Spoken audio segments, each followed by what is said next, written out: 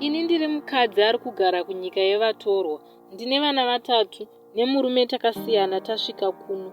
Dambudziko rakaitika nderekuti murume akawana mukadzi wekuno waakatanga kugarisana naye. Kumba anga kuti akauya aindirova pamberi pevana achindituka. Ndikati kana wafunga kuenda hako kune munhu wako wadiwi kungotora hembe dzako waenda pane kuti undishungurudze zvakadai. So akabva atora hembe dzake akaenda. Panga pane 5 years vachigarisana. Ini ndichirera vana ndega. Nawo akazoziva kuti vana 2 vaakaita nemukadzi uyu havasi vake. Apa akurwara hake akabatwa chirwere plus depression. Akutuma hama dzake kuti dzitaure neni. Manje ini ndakajamuka ndikati ngaagarire ikoko. Hama dzaakutanga kundituka kuti ndakaramba kutambira mwana wavo. Hanzi vana vako vakawana zvinovawana usatiudze. Manje ndavaudza kuti zviri nani ndisakuudzei nekuti magara hamuna kubvira maziva kuti tiri kurarama sei.